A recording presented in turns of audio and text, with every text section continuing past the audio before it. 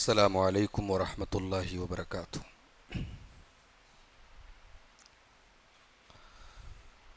الحمد للہ نحمده ونستعینه ونستغفره ونعوذ باللہ من شرور انفسنا ومن سیئات اعمالنا من يهده الله فلا مضل له ومن يضلل فلا هادي له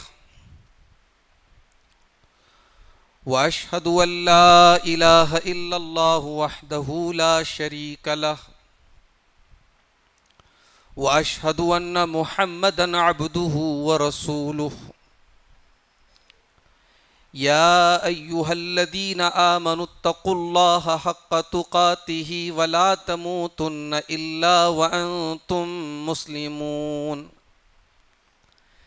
يا أيها الناس اتقوا ربكم الذي خلقكم من نفس واحدة وخلق منها زوجها وبث منهما رجالا كثيرا ونساء واتقوا الله الذي تساءلون به والأرحام إن الله كان عليكم رقيبا يا أيها الذين آمنوا اتقوا الله وقولوا قولا سديدا يصلح لكم أعمالكم ويغفر لكم ذنوبكم ومن يطع الله ورسوله فقد فاز فوزا عظيما أما بعد فإن خير الحديث كتاب الله وخير الهدي هدي محمد صلى الله عليه وسلم وشر الأمور محدثاتها وكل محدثة بدعة وَكُلَّ بِدْعَةٍ ضَلَالَةٍ وَكُلَّ ضَلَالَةٍ فِي النَّارِ۔ اعوذ باللہ من الشیطان الرجیم، بسم اللہ الرحمن الرحیم۔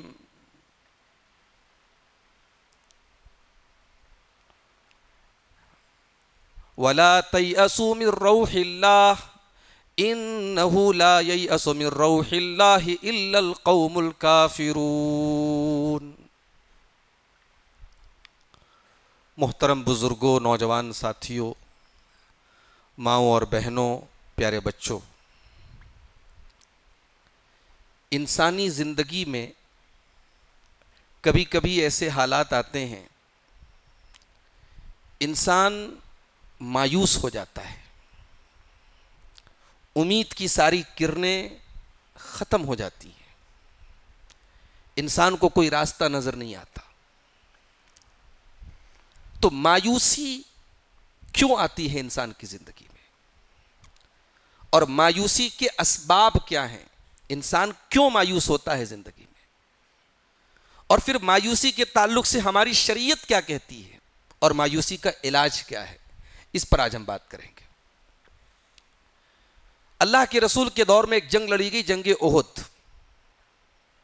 یہ جنگ بڑی اہم ہے، کبھی آپ کو موقع ملے تو مطالعہ کیجئے اس جنگ کا۔ اس جنگ میں مسلمان جیتی ہوئی جنگ ہار گئے، اپنی ایک غلطی کہہ لیجئے، کوتاہی کہہ لیجئے، رسول اکرم کی نافرمانی کہہ لیجئے، جیتی ہوئی جنگ مسلمان ہار گئے، 70 صحابہ شہید ہو گئے، اللہ کے پیارے نبی صلی اللہ علیہ وسلم زخمی ہوئے، دانت توڑے گئے، آپ کے چہرہ لہو لہان ہوا۔ اب ظاہر ہے مسلمان رسول کی زندگی میں، رسول کے سامنے جو صحابہ کرام ہیں، ان کے دل پر اس وقت کیا بیت رہی ہوگی؟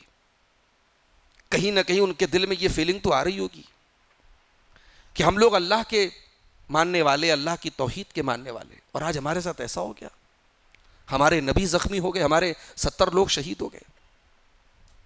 اب ظاہر صحابہ کرام میں ایک مایوسی کا عالم ہے، اس مایوسی کے عالم میں اللہ تعالیٰ نے سورہ آل عمران کی کچھ آیتوں کو نازل کیا۔ اللہ نے صحابہ کرام کو سبق کیا دیا، ذرا غور کیجئے گا۔ إن يمسسكم قرح فقد مس القوم قرح مثله اے میرے نبی کے صحابہ، آج اگر تمہیں چوٹ پہنچی ہے، تمہیں تکلیف پہنچی ہے، تمہیں درد ہو رہا ہے، تمہارے دشمنوں کو بھی تو چوٹ پہنچ چکی ہے۔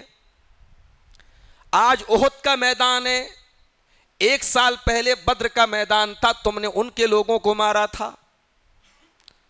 آج دور بدل گیا، آج تمہارے اوپر مصیبت آئی، کل ان کے اوپر آئی تھی۔ وَتِلْكَ الْأَيَّامُ نُدَاوِلُهَا بَيْنَ النَّاسِ، یہ زمانہ ہے جسے ہم پھیرتے رہتے ہیں، زمانہ ایک جیسا نہیں رہتا، یا عروج ہے تو زوال بھی ہے، اپ ہے تو ڈاؤن بھی ہے۔ وَتِلْكَ الْأَيَّامُ نُدَاوِلُهَا بَيْنَ النَّاسِ، ہم زمانے کو پھیرتے رہتے ہیں۔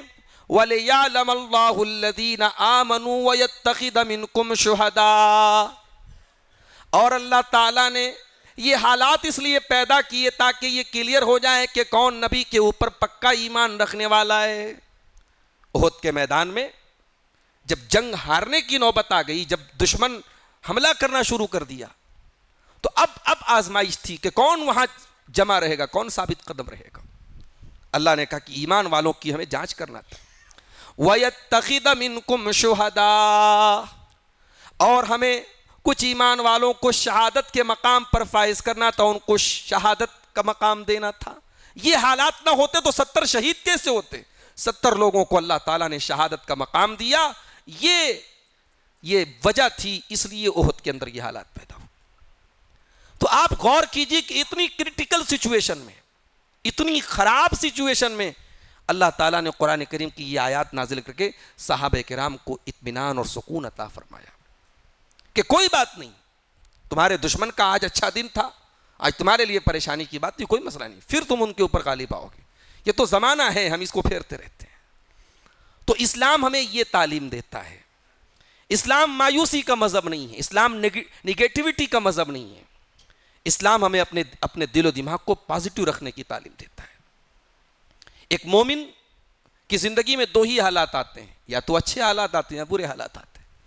اللہ کے پیارے نبی فرماتے ہیں، صحیح مسلم کی روایت ہے، عجباً لامر المومن، مومن کا معاملہ عجیب ہے، ان اصابتہ سراء شکر، اگر مومن کو خوشی ملتی ہے تو مومن اللہ کا شکریہ ادا کرتا ہے، وَإِنْ أَصَابَتْهُ ضَرَّاءُ صبر، اگر مومن کے اوپر مصیبتیں آتی ہیں، تکلیف آتی ہے تو وہ صبر سے کام لیتا ہے، اس کی خوشی بھی اس کے لیے نعمت بن جاتی ہے، اس کی مصیبت بھی اس کے لیے نعمت بن جاتی ہے، اور یہ صرف مومن کو ہی یہ چیز حاصل ہے۔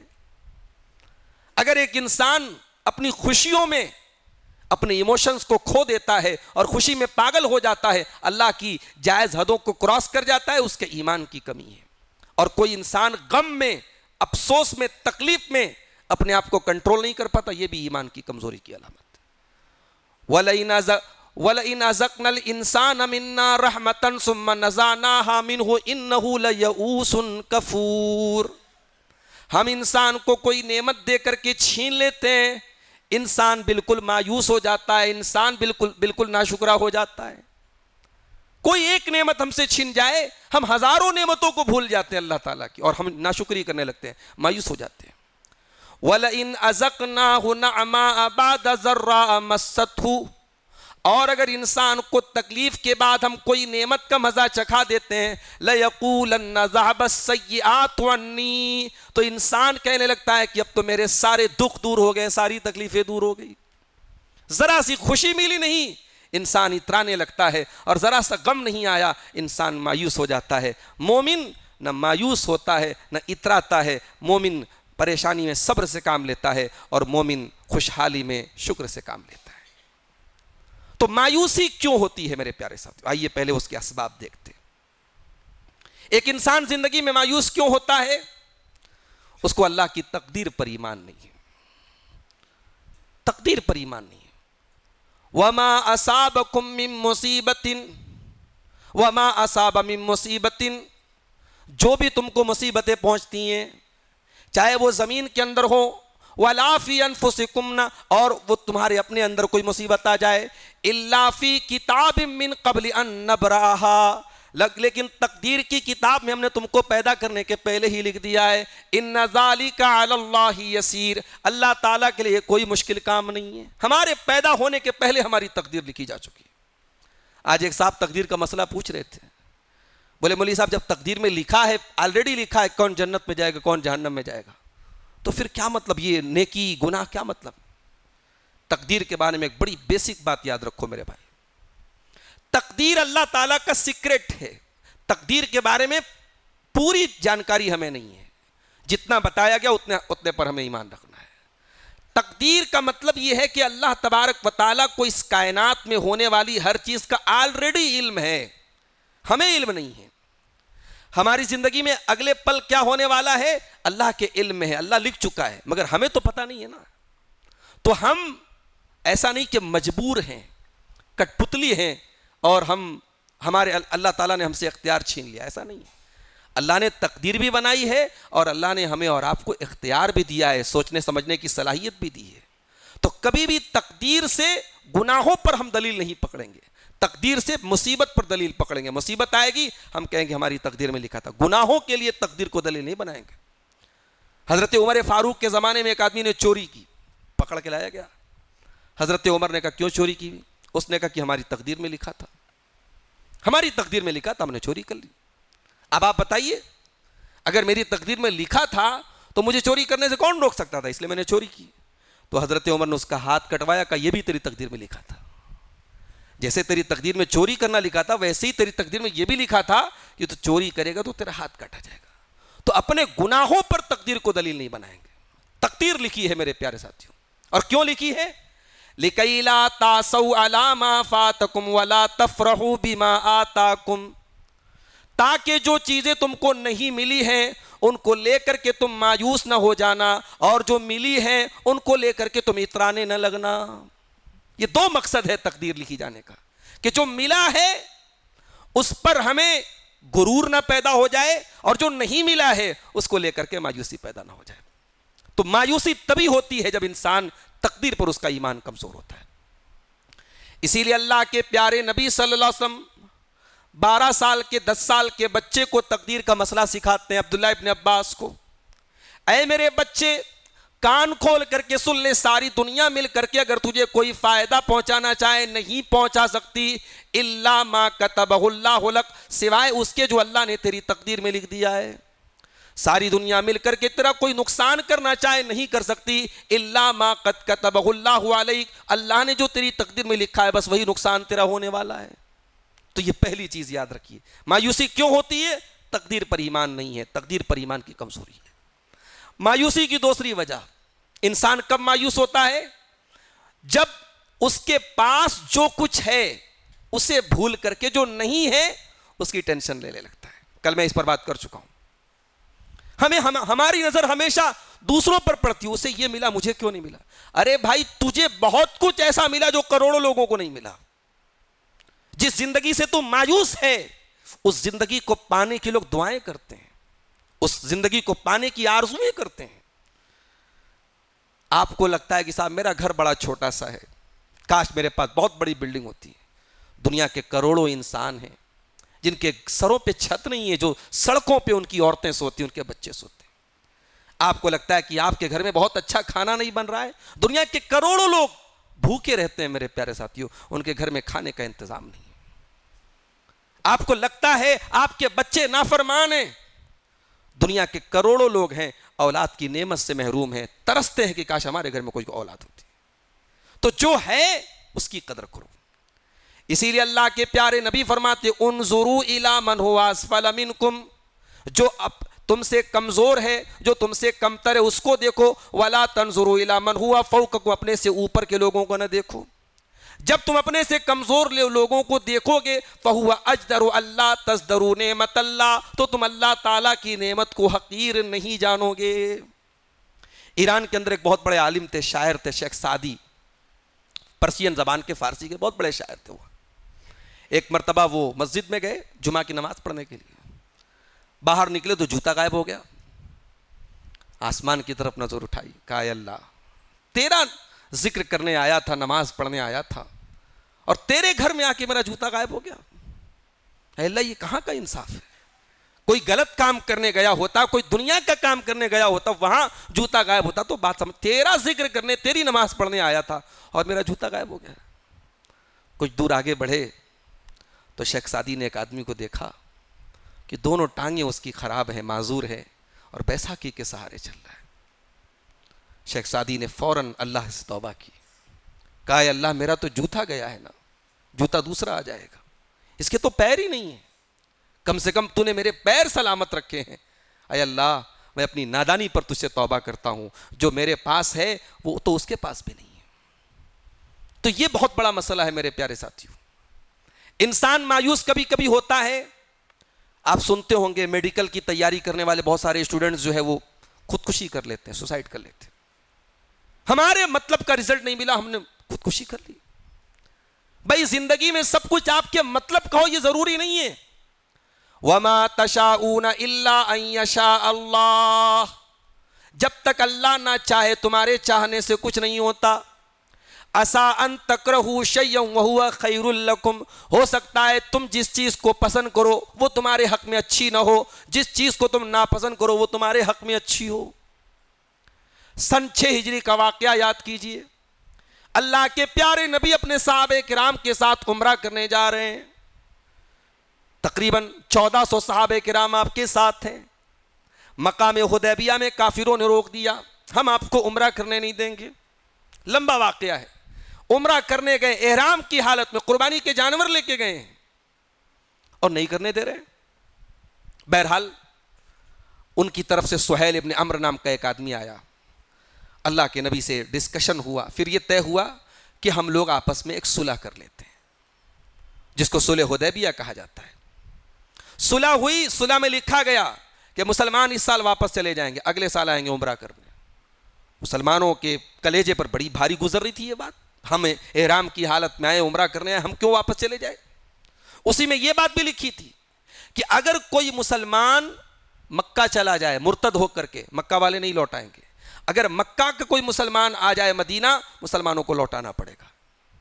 اسی میں یہ بات بھی لکھی تھی کہ اگلے 10 سالوں تک مسلمانوں کے درمیان اور قریش کے لوگوں کے درمیان اب کوئی جنگ نہیں ہوگی۔ تو وہ صلح مسلمانوں کو بہت بری لگی تھی۔ حضرت عمر نے تو یہاں تک کہا، اے اللہ کے نبی کیا ہم حق پر نہیں ہیں؟ کیا ہم اللہ کے دین پر نہیں ہیں؟ لیکن اللہ تعالیٰ کا فیصلہ وہی تھا، صلح ہوئی اور وہ صلح بہتر ثابت ہوئی۔ آگے چل کر کے وہ صلح بہتر ثابت ہوئی، جب جنگ ختم ہو گئی، جنگ بند ہو گئی، تو مسلمانوں کو تبلیغ کرنے کا موقع ملا اور چند سالوں میں بہت بڑی تعداد میں مکے میں اسلام پھیل گیا۔ تو ہم کبھی کبھی سمجھتے جو چیز ہمارے حق میں بری ہے وہ ہمارے حق میں بہتر ہوتی ہے۔ تو یہ جو سوسائڈ ہو کر لیتے ہیں بہت سے نوجوان، بعض لڑکیوں کو دیکھا گیا ان کے من پسند لڑکے سے ان کی شادی نہیں طے ہوئی، خودکشی کر لی۔ عجیب بات ہے، زندگی اتنی حقیر نہیں ہے میرے بھائیوں میری بہنوں۔ وَلَا تَقْتُلُوا أَنفُسَكُمْ إِنَّ اللَّهَ كَانَ بِكُمْ رَحِيمًا، اپنے آپ کو تم قتل نہ کرو، اپنی جان نہ لو، سوسائڈ نہ کرو، اللہ تبارک و تعالیٰ تم پر بہت مہربان ہے۔ اللہ کے نبی فرماتے ہیں من قتل نفسہ بشیء، جو سوسائڈ کرے گا عذب بہ یوم القیامہ، جس طریقے سے وہ سوسائڈ کرے گا اسی طریقے کا اس کو عذاب دیا جائے گا۔ اگر اپنے آپ کو کھنجر مارا ہے بار بار اپنے آپ کو کھنجر مارے گا، اپنے آپ کو پھانسی لگایا ہے بار بار اپنے آپ کو پھانسی لگائے گا، جس طریقے سے اس نے اپنے آپ کو ختم کیا ہے اسی طریقے کا اس کو عذاب دیا جائے گا۔ تو یہ بات یاد رکھیے اور آگے بڑھیے۔ انسان جلد باز ہے، وہ فوراً انسٹنٹ رزلٹ چاہتا ہے کہ ابھی میں جو چاہتا ہوں وہ ہو جائے۔ وَيَدُ الْإِنسَانُ بِالشَّرِّ دُعَاءَهُ بِالْخَيْرِ وَكَانَ الْإِنسَانُ عَجُولًا، انسان بہت بڑا جلد باز ہے، اتنا بڑا جلد باز ہے کہ کبھی کبھی اپنی برائی کی دعائیں کرنے لگتا ہے، کبھی کبھی غصے میں مائیں بچوں کو بد دعا دے دیتی ہیں، مر جائے، ختم ہو جائے، برباد ہو جائے۔ انسان اپنی بربادی کی دعائیں کرنے لگتا ہے، نہیں کرنا چاہیے۔ غصے میں بھی اپنے بچوں کے بارے میں یا اپنے بارے میں نیگیٹو دعائیں نہیں کرنی چاہیے، یہ جملہ یاد رکھو میرا۔ کیا پتا کہ وہ قبولیت کی گھڑی ہو، اللہ تعالیٰ کے قبول ہو جائے۔ تو کبھی بھی اس طریقے سے بد دعا نہیں کرنی چاہیے، انسان کی کمزوری ہے۔ اللہ نے فرمایا انسان بہت بڑا جلد باز ہے۔ مایوسی کی ایک وجہ اور بھی ہے۔ انسان مایوس کیوں ہوتا ہے؟ اس لیے بھی انسان مایوس ہو جاتا ہے کہ اسے ایسا لگتا ہے کہ میں نے اتنے گناہ کر لیے، اب میری معافی کی کوئی گنجائش نہیں ہے۔ یہ عجیب و غریب ٹائپ کی مایوسی ہوتی ہے، گناہ پر مایوسی۔ اسلام میں اس کے لیے بھی کوئی راستہ نہیں ہے۔ آپ جتنے بڑے بھی گنہگار ہیں، اللہ تعالیٰ کیا توبہ کا راستہ کھولا ہے. ہمارے یہاں ایک کہاوت ہے بولی جاتی ہے کہ صبح کا بھولا شام کو لوٹے تو اسے بھولا نہیں کہتے. اللہ تعالیٰ کا اصول اور قانون تو اس سے بھی نرالا ہے. قل یا عبادی الذین اسرفوا علی انفسہم لا تقنطوا من رحمت اللہ. اے نبی آپ اعلان کر دیجئے جن لوگوں نے گناہ کر کے اپنی جانوں پر ظلم کیا ہے, لا تقنطوا من رحمت اللہ, اللہ کی رحمت سے مایوس نہ ہونا. ان اللہ یغفر الذنوب جميعا, اللہ تمہارے سارے گناہوں کو معاف کر دے گا. انہ هو الغفور الرحیم, اللہ سب گناہوں کو معاف کرنے والا رحم کرنے والا ہے. اس آیت کے بارے میں حضرت عبداللہ بن مسعود کہتے ہیں کہ قرآن کی سب سے زیادہ امید دلانے والی یہ آیت ہے. بڑا مشہور واقعہ ہے بنی اسرائیل کے اس 99 لوگوں کے قاتل کا. 99 لوگوں کا قاتل تھا. اس کے دل میں توبہ کا خیال آیا. اس نے پتہ کیا اس دور کا سب سے بڑا عالم کون ہے. لوگوں نے عالم کے بجائے راہب کا پتہ بتا دیا. دیکھو عالم کا کام عالم ہی کر سکتا ہے. راہب کس کو بولتے ہیں؟ جو عبادت گزار تھا, دنیا چھوڑ کر کے اللہ اللہ کرتا تھا. راہب تھا, عالم نہیں تھا. اس کے پاس وہ پہنچ گیا, کہا کہ بھائی میں نے 99 لوگوں کو قتل کیا, میں توبہ کرنا چاہتا ہوں. اس نے کہا نہیں, تم 99 لوگوں کے قاتل ہو, تمہاری توبہ قبول نہیں ہوگی. اس نے مارے غصے کے اس راہب کو بھی قتل کر دیا. کہا جب میری توبہ قبول نہیں ہوگی تو میں پھر میں سدھروں گا کیوں, چلو میں ایک قتل اور کر دیتا. 100 لوگوں کو قتل کر دیا اس نے. پھر اس کے دل میں خیال آیا توبہ کا. پھر اس نے کسی سے پوچھا میں توبہ کرنا چاہتا ہوں, اس دور کا سب سے بڑا عالم کون ہے؟ لوگوں نے بتایا فلاں کے پاس چلے جاؤ. اب جس کے پاس آیا وہ عالم تھا. عالم کا کام عالم ہی کر سکتا ہے. انجینئر کا کام انجینئرنگ کرنا ہے نا. وہ عالم کا کام کرے گا تو کیا کرے گا؟ اب وہ بلنڈر بڑے بڑے بلنڈر کرے گا. بھائی بھی میں انجینئر صاحب کا ایک ویڈیو ایسی نظر سے گزر گیا, کہہ رہے تھے کہ اگر لوط علیہ السلام آج کے دور میں آ جائیں اور دیکھیں کہ علی مرزا صاحب کے 30 لاکھ ان کے جو ہے یوٹیوب پر سبسکرائبر ہیں, تو لوط علیہ السلام کو کتنی خوشی ہوگی. اللہ اکبر, کتنی بے غیرتی کی بات ہے. ایک نبی تیرے جیسا ہونے کی, مطلب وہ اس کانٹیکسٹ میں وہ یہ بات کہہ رہے تھے کہ لوط علیہ السلام کے ماننے والے بہت کم تھے. لوط علیہ السلام کے پاس جب ان کے گھر میں فرشتے آئے اور ان کی قوم کے لوگوں نے فرشتوں کے ساتھ بدتمیزی کرنے کا ارادہ کیا, تو لوط علیہ السلام کو تو پتہ نہیں تھا یہ فرشتے ہیں. تو لوط علیہ السلام نے کہا کہ کاش میرے پاس کوئی جماعت ہوتی, کوئی طاقت ہوتی. اس کانٹیکسٹ میں انجینئر صاحب کہہ رہے ہیں کہ دیکھو میرے تو 30 لاکھ جو ہے سبسکرائبر ہیں, اور آج اسی یوٹیوب کی کمائی وہ کھا رہا ہے, اور اسی کے فخر پر وہ سارا اسٹوڈیو چلا رہا ہے, اور ایک نبی کے ساتھ اپنے آپ کو کمپیئر کر رہا ہے. اللہ کی پناہ ہے. یا صحابہ کرام کا حال یہ تھا کہ خالد بن ولید بعد میں ایمان لائے تو ان کو وہ درجہ نہیں مل سکتا جو پہلے کے لوگوں کو ملا تھا. خالد بن ولید رضی اللہ تعالیٰ عنہ, عبد الرحمن ابن عوف سے کچھ اختلاف ہوا تو خالد بن ولید کو بتایا گیا کہ خبردار آپ اپنی حد میں رہیے, آپ کا وہ مقام نہیں ہے جو عبد الرحمن ابن عوف کا مقام ہے. یا صحابہ کرام میں کیٹیگرائزیشن ہے, اور یہاں ایک انسان نبیوں سے اپنے آپ کو کمپیئر کرنے لگتا ہے اور صحابہ کرام کے بارے میں وہ ججمنٹ کرتا ہے, صحابہ کرام کے بارے میں فیصلہ کرتا ہے. میرے پیارے ساتھیوں, علم کی اس سے بڑی تباہی اور بربادی اور جہالت کا جو ہے اتنا دورہ کسی دور میں نہیں ہوا تھا. اور ایسے لوگوں کو آج جو ہے ہمارا نوجوان سر پہ چڑھا کے بیٹھا ہوا ہے اور ان کو جو ہے اپنا مقتدی اور اپنا پیشوا مانتا ہے. معاف کرنا میرے ساتھیوں, قیامت کی ایک نشانی یہ بھی ہے کہ آپ عالم کا مقام غیر عالم کو دیں گے. 100 لوگوں کا قاتل عالم کے پاس پہنچا تو عالم نے صحیح رائے دی, عالم نے صحیح مشورہ دیا. کہا کہ اے میرے بھائی, اگر تو اللہ تعالیٰ سے توبہ کرنا چاہتا ہے, معافی مانگنا چاہتا ہے, میں تیرے بیچ میں کیسے رکاوٹ بن سکتا ہوں؟ یقیناً تو توبہ کرنا چاہتا, اللہ ضرور تیری توبہ کو قبول کرے گا, مگر ایک کنڈیشن, ایک شرط ہے, تمہیں یہ بستی چھوڑ کر کے نیک لوگوں کی بستی میں جانا پڑے گا, اچھے لوگوں کی بستی میں جانا پڑے گا, وہاں جاؤ گے وہاں تمہاری توبہ قبول ہوگی. اب یہ آدمی 100 لوگوں کا قاتل توبہ کرنے کے ارادے سے جا رہا ہے اور آدھے راستے میں موت آ گئی. اب جب موت آ گئی تو رحمت کے فرشتے بھی آ گئے اور عذاب کے فرشتے بھی آ گئے. رحمت کے فرشتے بولے ان کو میں لے کے جاؤں گا کیونکہ یہ توبہ کرنے جا رہے تھے. عذاب کے فرشتے بولے نہیں, ہم لے کے جائیں گے اس کو. کیوں؟ کیونکہ یہ 100 لوگوں کا قاتل تھا. اللہ تعالیٰ نے تیسرے فرشتے کو بھیجا اور تیسرے فرشتے نے دونوں فرشتوں کے اس جھگڑے کو حل کیا اور کہا کہ راستے کو ناپ لو, اور اگر یہ نیک لوگوں کی بستی کے زیادہ قریب ہے تو رحمت کا فرشتہ لے کے جائے گا, اگر برے لوگوں کی بستی سے قریب ہے تو عذاب کا فرشتہ لے کے جائے گا. جب راستے کو ناپا گیا تو ایک بالشت وہ انسان کس کے قریب ملا؟ نیک لوگوں کی بستی سے زیادہ قریب نکلا اور اس کو رحمت کے فرشتے لے کے گئے. یعنی اس کا ارادہ پکا تھا, ارادہ سچا تھا, سچی توبہ کے ارادے سے نکلا تھا, تو 100 لوگوں کے قاتل کو بھی اللہ تعالیٰ نے جنت میں داخل کر دیا. میرے پیارے ساتھیوں, کبھی اللہ کے رحمت سے مایوس نہیں ہونا چاہیے. گناہ اگر انسان کیا ہے, سچی توبہ کرو میرے پیارے ساتھیوں. آج افسوس کی بات ہے, ابھی رمضان کی آج 13ویں تراویح ہم نے پڑھی ہے, ابھی رمضان کا آدھا رمضان بھی نہیں گزرا ہے, اور ہماری مسجد کی نمازیوں کی تعداد آپ دیکھیے کتنی گھٹ چکی ہے. ہمارا ایمان پانی کے بلبلے کی طرح ہوتا ہے, آیا تو ایک دم سے بلبلا اور جھاگ پانی کے اوپر آ گیا, اور ختم ہوا تو سب فنش, ختم. ابھی بیچ رمضان میں, مڈ رمضان میں یہ حال ہے, تو رمضان کے بعد کیا حال ہوگا؟ پھر نمازی تو ایسے غائب ہوں گے جیسے گدھے کے سر سے سینگ غائب ہوتا ہے. اللہ رحم کرے ہمارے اوپر میرے ساتھیوں.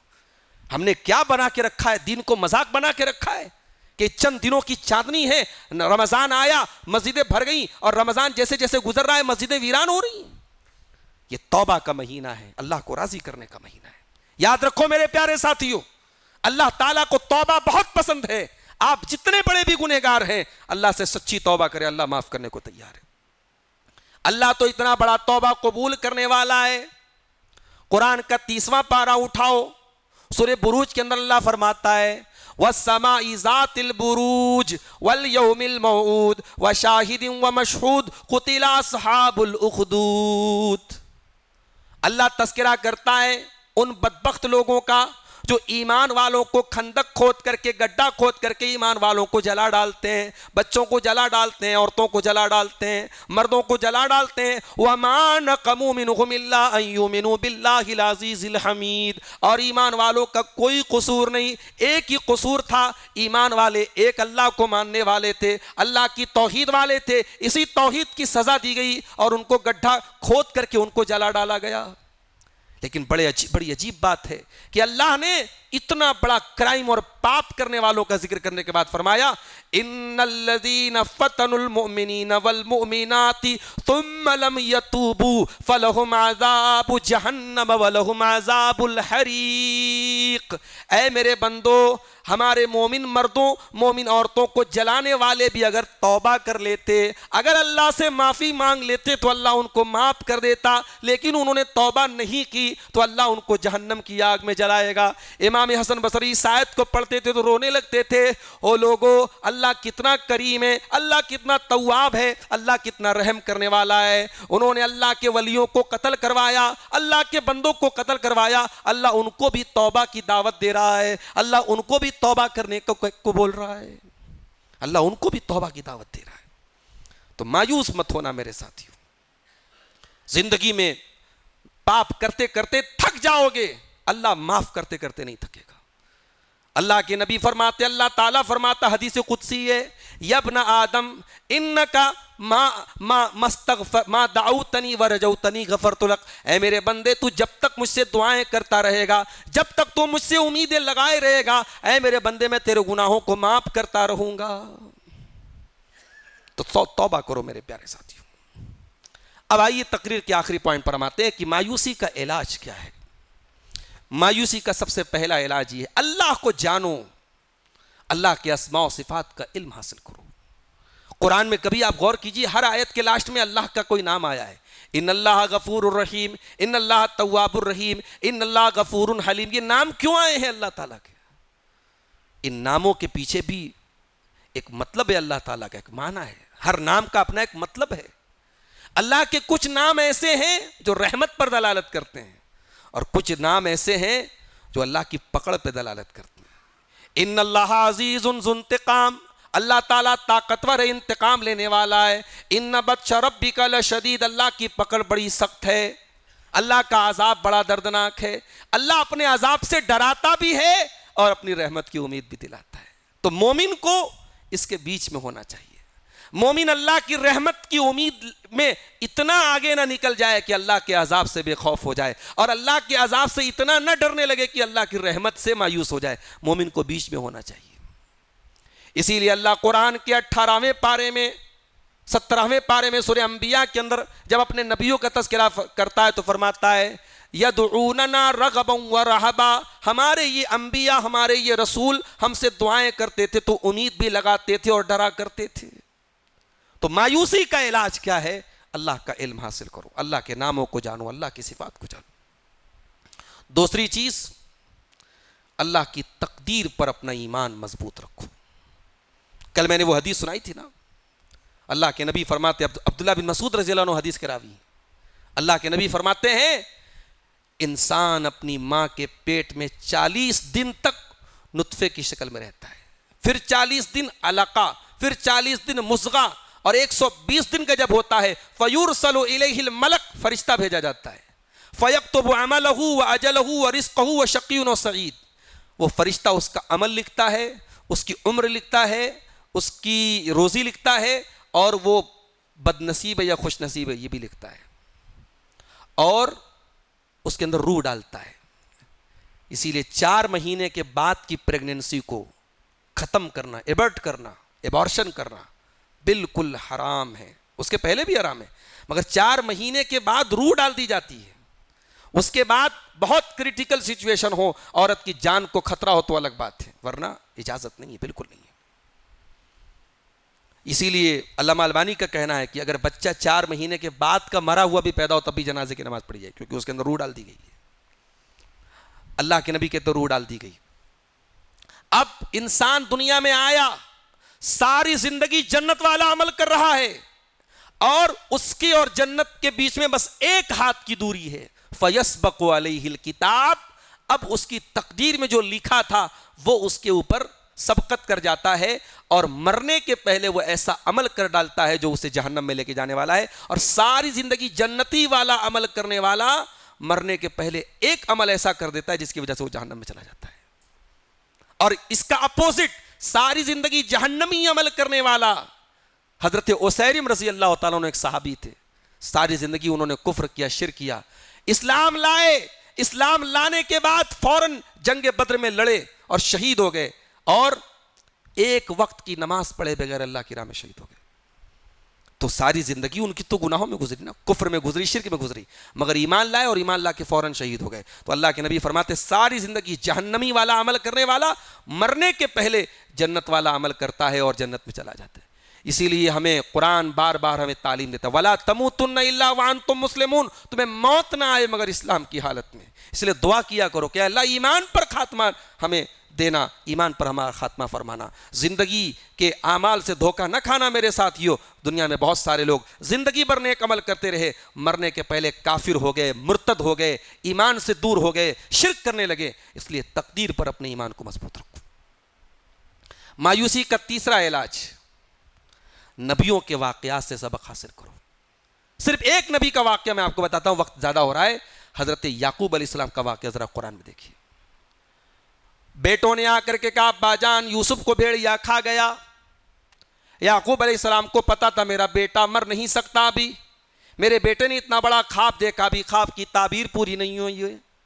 قال بل سولت لکم امر بل سولت لکم انفسکم امرا، اے میرے بچوں تم نے اپنے من سے ایک بات بنائی ہے، فصبر جمیل، تمہارا باپ صبر جمیل کرے گا، تمہارا باپ ایسا صبر کرے گا کہ اس صبر کے بعد تمہارا باپ اپنی زبان سے کوئی شکوہ نہیں نکالے گا۔ یوسف کے غائب ہو جانے کے بعد یہ کہا۔ پھر ایک وقت ایسا آیا کہ بڑا بیٹا ان کو روک لیا گیا مصر کے اندر، اور باقی بھائیوں نے آ کر کے کہا کہ ہمارے بڑے بھائی کو بھی روک لیا گیا، وہاں پر بھی انہوں نے یہی کہا فصبر جمیل، میں صبر کرتا ہوں۔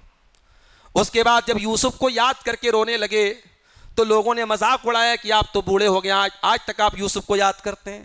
کیا کہتے ہیں؟ انما اشکو بتی وحزنی الی اللہ، اے میرے بچوں میں تم سے شکوہ نہیں کر رہا ہوں، میں تو اللہ کی بارگاہ میں شکوہ کر رہا ہوں۔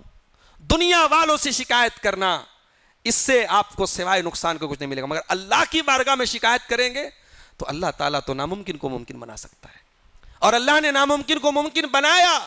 اور جب یعقوب علیہ السلام نے اپنے بچوں کو بھیجا تھا کہ جاؤ فتحسسوا من یوسف واخیہ، جاؤ یوسف کو تلاش کرو اور اس کے بھائی کو تلاش کرو، تو کہا تھا ولا تیأسوا من روح اللہ، کبھی اللہ کی رحمت سے مایوس مت ہونا، انہ لا ییأس من روح اللہ الا القوم الکافرون، اللہ کی رحمت سے وہی لوگ مایوس ہوتے ہیں جو کافر ہوتے ہیں۔ تو یعقوب علیہ السلام نے ہمیں ایک سبق دیا میرے ساتھیوں، زندگی مایوسی کا نام نہیں ہے، زندگی امیدوں کو قائم رکھنے کا۔ آپ اللہ والے ہیں، اللہ والے کبھی مایوس نہیں ہوتے۔ اور یہ بات یاد رکھیے، دنیا دار الاسباب ہے، لیکن اسباب کو بنانے والا اللہ تعالیٰ ہے۔ لاٹھی وہی ہوتی ہے، مگر موسیٰ کے ہاتھ میں لاٹھی پہنچتی ہے تو اسی لاٹھی سے راستہ بن جاتا ہے، اسی لاٹھی سے چشمے پھوٹ پڑتے ہیں، وہی لاٹھی سانپوں کو کھا جاتی ہے۔ لاٹھی وہی ہے، اللہ چاہتا ہے تو لاٹھی کی تاثیر بدل جاتی ہے۔ اس لیے میرے پیارے ساتھیوں، آپ مسلمان ہیں، ہم مسلمان ہیں، ہمیں اسباب پر نہیں مسبب الاسباب پر بھروسہ کرنا چاہیے۔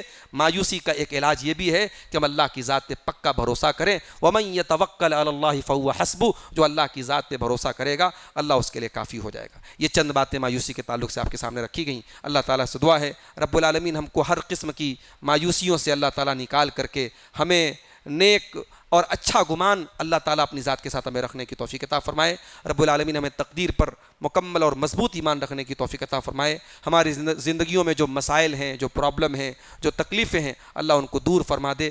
رب العالمین ہمیں دنیا اور آخرت میں کامیابی عطا فرمائے۔ آمین۔ وآخر دعوانا الحمد للہ رب العالمین، والسلام علیکم ورحمۃ اللہ وبرکاتہ۔